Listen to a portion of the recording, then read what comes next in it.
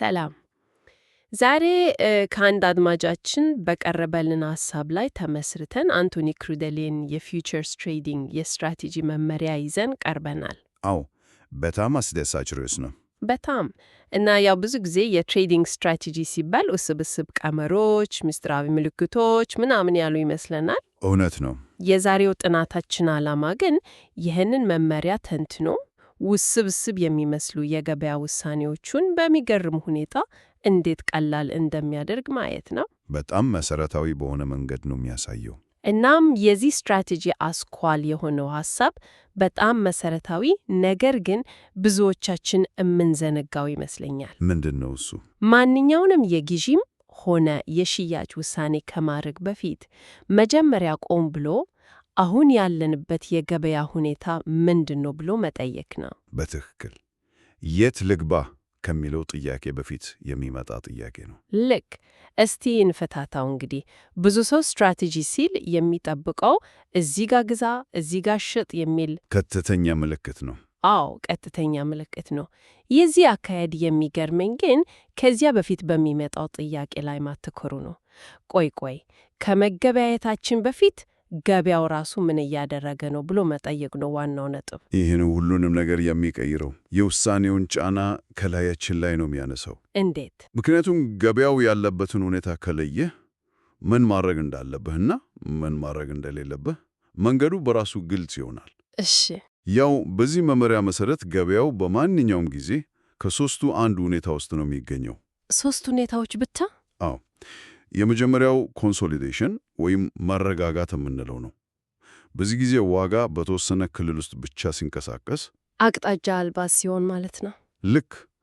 ሁለተኛው ኤክስፓንሽን ወይም መስፋፋት ነው። ገበያው በአንድ አቅጣጫ ብቻ በኃይል ሲፈነዳ የምናየው እዚህ ላይ ነው። ሶስተኛው ደግሞ ሚን ሪቨርዥን ነው። ይህም ወደ አማካይ ዋጋ መመለስ ማለት ነው። ከኃይለኛው እንቅስቃሴ በኋላ ገበያው ሲያርፍ እና ለጊዜው ወደ ኋላ ሲመለስ ነው። ገባኝ። ሶስት ሁኔታዎች ብቻ። ይሄ አካሄድ ለማንኛውም ገበያ ይሰራል ወይስ የተለየ ትኩረት አለው?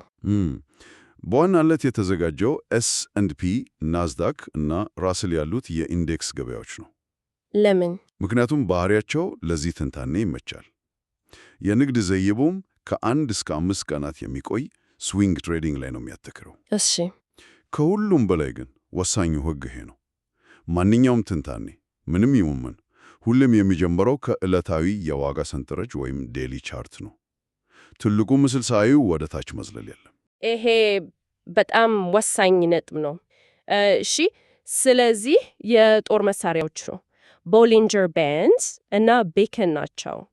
ነገር ግን እነዚህ መሳሪያዎች የሚነግሩን ነገር እንደ የጦር ሜዳው ይለያያል ማለት ነው። በትክክል። እስቲ የመጀመሪያውን የጦር ሜዳ እንውሰድ።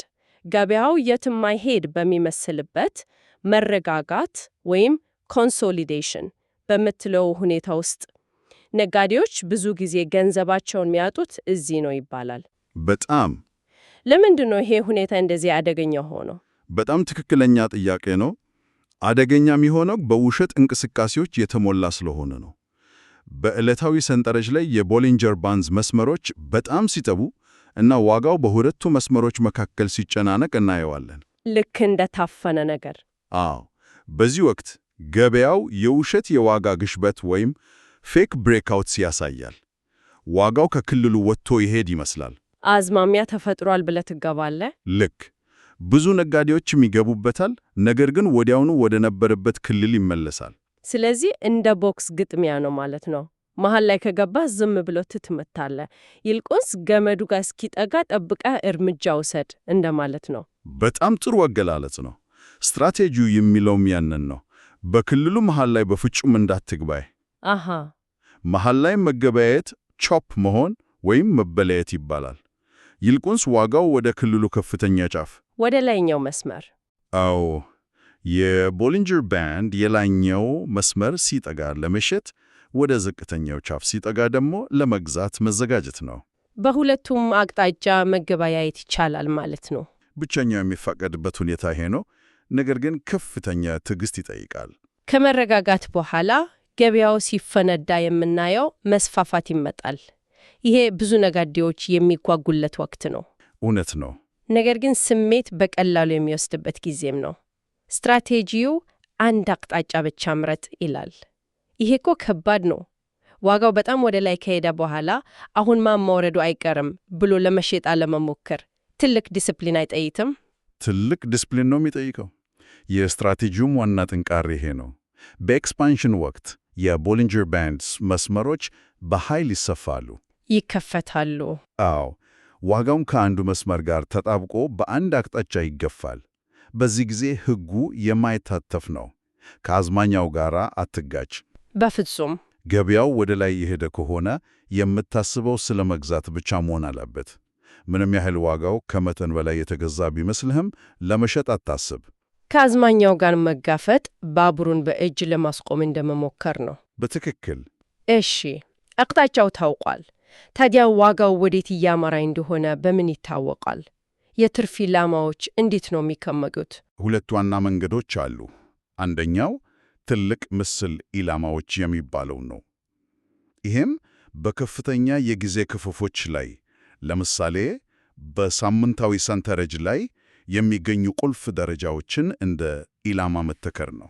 የቀድሞ ከፍተኛ ወይም ዝቅተኛ ዋጋ ምናምን? አዎ። ሌላኛው ግን በጣም የሚገርም ጽንሰ ሐሳብ ነው። ያልተጠናቀቀ ጉዳይ ወይም unfinished business ብሎ የሚጠራው። ያልተጠናቀቀ ጉዳይ ስሙ ራሱ ትኩረት ይስባል። ምን ማለት ነው? ያው ሐሳቡ ይሄ ነው። ከዚህ በፊት በነበረ የገበያ እንቅስቃሴ ወቅት ዋጋው የቦሊንጀር ባንድን ጫፍ ነክቶ ነገር ግን ሳይዘጋበት የቀረበት ቦታ ካለ ገበያው ወደፊት ያንን ያልተጠናቀቀ ጉዳይ ለማጠናቀቅ ይመልሳል የሚል እምነት አለ። ልክ እንደ ማግኔት ነው የሚስበው። ዋው! ስለዚህ ያ የቀድሞ የባንዱ ጫፍ ለአሁኑ እንቅስቃሴ እንደ ትርፍ መውጫ ኢላማ ሆኖ ያገለግላል። ይህ በጣም አስደሳች ነው። ስለዚህ ገበያው የማስታወስ ችሎታ አለው እንደማለት ነው። ንግዶችን ስለማስፈጸም ምን ይመከራል? በዚህ የኤክስፓንሽን ወቅት ገበያው በጣም ተለዋዋጭ ስለሚሆን በብዛት የሚመከሩ ኦፕሽንስ ኦን ፊውቸርስ መጠቀምን ነው። ለምን? ከፊውቸርስ በምን ይለያል? ምክንያቱም ኪሳራህን በከፈልከው የኦፕሽን ክፍያ ላይ ብቻ ስለሚገድብልህ፣ ገበያው በድንገት አቅጣጫውን ቢቀይር ካልተጠበቀ ትልቅ ኪሳራ ይጠብቅሃል። እሺ፣ ገበያው ተረጋጋ፣ ከዚያም በአንድ አቅጣጫ ፈነዳ። ቀጥሎስ? ለዘላለም አይቀጥልም። እዚህ ላይ ነው ሶስተኛው ሁኔታ ሚን ሪቨርዥን የሚገባው። በትክክል። መስፋፋቱ ካለቀ በኋላ ገበያው ይደክማል፣ እረፍት ያደርጋል። የቦሊንጀር ባንድስ መስመሮች እንደገና መጥበብ ይጀምራሉ። እዚህ ላይ የሚሰራው ስህተት ምንድን ነው?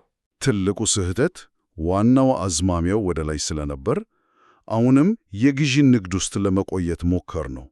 ስትራቴጂው ግን አቋምን ቀይር ይላል። ሙሉ ለሙሉ? አዎ። ገበያው ወደ ሚን ሪቨርጀንስ ሲገባ የቀደመው አዝማሚያ ለጊዜው አብቅቷል ማለት ነው። ስለዚህ የግዢ ንግድ ውስጥ ከነበርክ መውጣት አለብህ።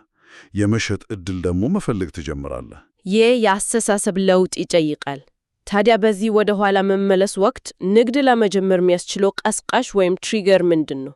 ቅድም የጠቀስነው ቢከን የተባለው መሳሪያ እዚህ ላይ ነው የሚገባው? አዎ፣ የቢከን ዋና ሥራው እዚህ ላይ ነው።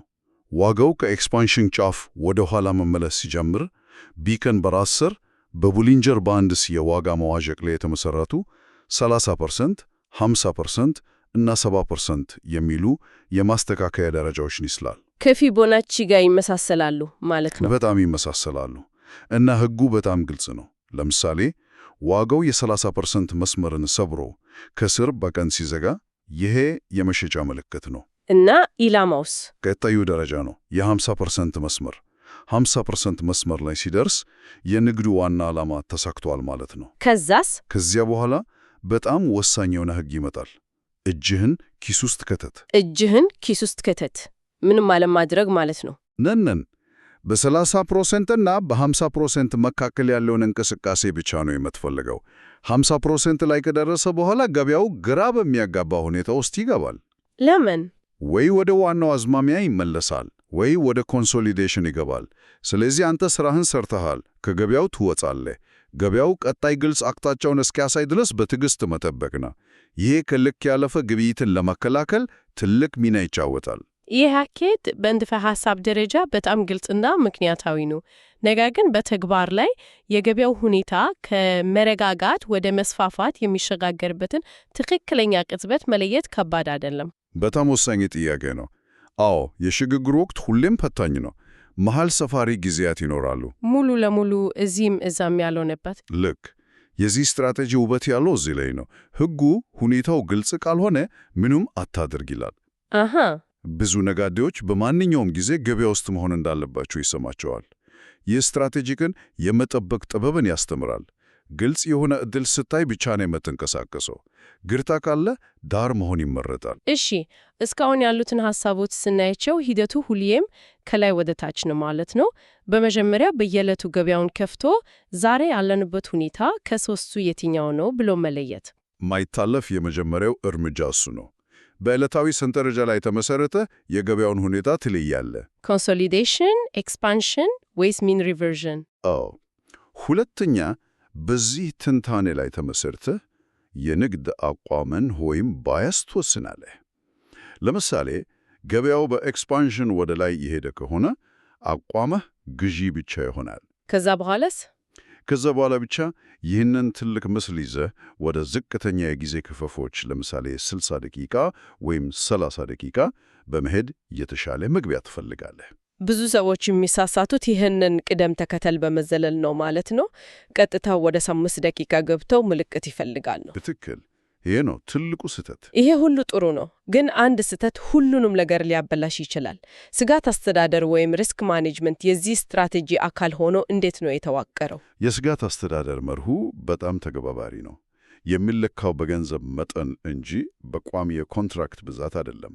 ይሄውን ማለት ነው። ማለቴ ለምሳሌ በእያንዳንዱ ንግድ ላይ ለመሰየንግ የወሰንከው $50 ቢሆን የኪሳራ ማቆሚያ ወይም ስቶፕ ሎስ የምታስቀምጥበት ርቀት ሰፊ ከሆነ የንግዱ መጠን ትንሽ መሆን አለበት። በትክክል መጠኑ ትንሽ ይሆናል። ርቀቱ ጠባብ ከሆነ ደግሞ መጠኑን ከፍ ማድረግ ትችላለህ። ይሄ ገበያው ተለዋዋጭ ሲሆን በትንሽ መጠን፣ ሲረጋጋ ደግሞ በትልቅ መጠን እንድትገባ በማድረግ ስጋትን ያስተካክልልሃል። ቅድም ኦፕሽንስን ጠቅሰሃል። እሱም ከስጋት አስተዳደር ጋር ይገናኛል ማለት ነው። በጣም በተለይ ገበያው በጣም ተለዋዋጭ በሚሆንበት ወቅት፣ የኪሳራ ማቆሚያው በጣም ሰፊ በሚሆንበት ጊዜ ፊውቸርስ ከመጠቀም ይልቅ ኦፕሽንስን መጠቀም ይመከራል። ምክንያቱም በፊውቸርስ ላይ ገበያው ክፍተት ወይም ጋፕ ሰርቶ ከኪሳራ ማቆሚያ በላይ ከከፈተ ያልተጠበቀ ትልቅ ኪሳራ ሊደርስ ይችላል። በኦፕሽንስ ላይ ግን ከፍተኛው ኪሳራ አስቀድመ የከፈልከው ፕሪሚየም ላይ ስለሚገደብ የተወሰነ ስጋት ይኖራል። የአእምሮ ሰላም ይሰጣል። በትክክል። እንግዲህ ይህንን ሁሉ ስንመለከት የስትራቴጂውን ጠንካራና ደካማ ጎኖች በማየት እናጠቃለው። ዋና ጥቅሞቹ ምንድን ናቸው? ዋነኛ ጥቅሞቹ ግልጽ ናቸው። አንደኛ፣ የውሳኔ አሰጣጥን በሚገርም ሁኔታ ቀላል ያደርገዋል። በየቀኑ ገበያውን ስትከፍት ምን ላድርግ ከሚል ውዥንጅንብር ያወጣሃል። ሁለተኛ፣ ስሜታዊ ውሳኔዎችና ከልክ ያለፈ ግብይትን ይቀንሳል። ምክንያቱም ግልጽ ሁኔታ ከሌለ ምንም አታደርግ። እውነት ነው። ሶስተኛ፣ ምናልባትም ከሁሉም በላይ ከጠንካራ አዝማሚያ ጋር ከመጋጨት ያድናል። ይሄ ብዙ የንግድ አካውንቶችን የሚያከስር ስህተት ነው። አራተኛ፣ ገበያው በየትኛውም ሁኔታ ውስጥ ቢሆን የሚሰራ መመሪያ ይሰጥሃል። በሌላ በኩል እንደ ፈተና ወይም ጉዳት የሚታዩት ነገሮችስ? ምንም ስትራቴጂ ፍጹም አይደለም። ልክ ነው። አንደኛ፣ ከፍተኛ ትዕግስት ይጠይቃል። ገበያው ግልጽ የሆነ ሁኔታ ላይ እስኪሆን ድረስ ለቀናት ወይም ለሳምንት እንኳን መጠበቅ ሊኖርበት ይችላል። ይሄ ለብዙ ሰዎች ከባድ ነው። በጣም። ሁለተኛ፣ ቅድም ያነሳሽው የሽግግር ወቅት አስቸጋሪ ሊሆን ይችላል። ገበያው ከአንዱ ሁኔታ ወደ ሌላው በሚቀየርበት ጊዜ የሚፈጠር ግርታ አለ። አዎ። እና ሶስተኛ፣ ምናልባትም ዋነኛው ፈተና አንዳንድ ጊዜ ምርጡ ንግድ ምንም አለመገበያየት ሊሆን ይችላል የሚለውን ሐሳብ መቀበል ነው። ገበያ ዳር ሆኖ መመልከት ራሱ አንድ የንግድ ውሳኔ መሆኑን ማመን። በትክክል። ይህ ለብዙ ነጋዴዎች ከባድ ነው። ስለዚህ ስናጠቃልለው የዚህ ስትራቴጂ እውነተኛ ኃይል ያለው የገበያውን ሁኔታ ቅድሚያ ሰጥ በሚለው መሰረታዊ ግን ጥልቅ ፍልስፍናው ላይ ነው። አዎ። ዋናው ነገር ምትሃታዊ የሆነ የግዢ ወይም የሽያጭ ምልክት መፈለግ ሳይሆን የገበያውን ወቅታዊ ባህሪ መረዳትና ከእሱ ጋር አብሮ መደንስ ነው። በጣም ትክክል። ስኬታማ የሚያደርገው ዲስፕሊን ደግሞ ይሄ ነው። የገበያው ሁኔታ ግልጽ እስኪሆን በትዕግስት መጠበቅ። ከዛም ለዚያ ለተገለጠው ሁኔታ የሚስማማውን ትክክለኛ አካሄድ መተግበር። በኮንሶሊዴሽን ጊዜ የኤክስፓንሽን ስትራቴጂ ለመጠቀም አለመሞገር። በኤክስፓንሽን ጊዜ ደግሞ ከአዝማሚያው ጋር አለመጋጨት። በትክክል እያንዳንድን ሁኔታ እንደተለየ ጨዋታ መመልከት ነው። በመጨረሻም አንድ ለማሰላሰል የሚጋብዝ ሐሳብ እንጣል። ከንግድ ዓለም ውጪ በሌሎች የሕይወት ውሳኔዎቻችን ውስጥ የምንገኝበትን አጠቃላይ ሁኔታ በትክክል ከመገምገማችን በፊት አንድን የተለየ ዘዴ ወይም መፍትሔ ለመተግበር ምን ያህል ጊዜ እንቸኩላለን? ጥሩ ጥያቄ ነው። በንግድ ሥራ፣ አዲስ ክህሎት በመማር ወይም በግል ግንኙነቶች ውስጥ እንኳ ያለንበት ሁኔታ ምንድን ነው? የመረጋጋት፣ የማደግ ወይስ የማስተካከያ ወቅት ላይ ነን የሚለው ጥያቄ ሁሌም ልንጠይቀው የሚገባ የመጀመሪያ ጥያቄ ይሆን? ምናልባት ትክክለኛውን መሳሪያ ከመምረጣችን በፊት የትኛውን ጦር ሜዳ ላይ እንደቆምን ማወቁ ይቅደም ይሆናል።